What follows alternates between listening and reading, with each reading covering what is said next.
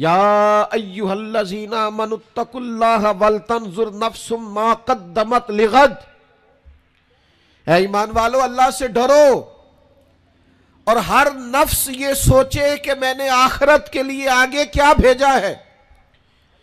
آؤ آج اپنے اپنے اعمال کا جائزہ لیں۔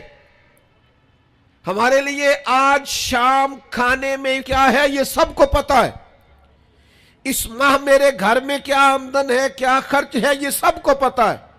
لیکن رب کہتا ہے وَلْتَنْظُرْ نَفْسٌ مَا قَدَّمَتْ لِغَدٍ، یہ بھی دیکھ تو نے اپنی قبر کے لیے آگے کیا بھیجا ہے،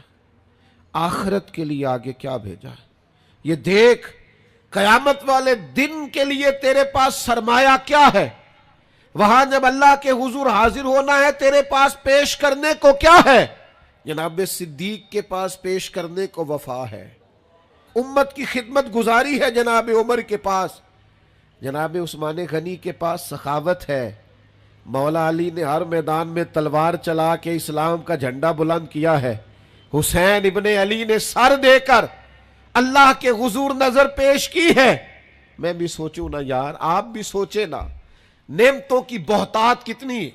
ہماری بھری ہوئی تجوریاں، ہمارے آنگن میں کھیلتی ہماری اولادیں،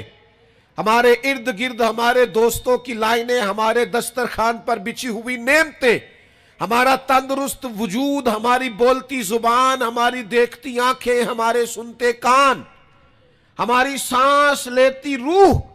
اس سارے وجود سے ہم نے کیا اکٹھا کر کے اپنی آخرت کے لیے بھیجا ہے، صبح قیامت کے لیے ہم نے سامان کیا کیا ہے، اللہ کے حضور جب ہمیں جواب دینا ہے تو ہمارے دامن میں کیا ہے، کیا پیش کرنا ہے۔ آج اپنے دل سے، اپنی روح سے یہ سوال ہمیں ضرور کرنا ہے، اور ایک بار نہیں 100 بار کرنا۔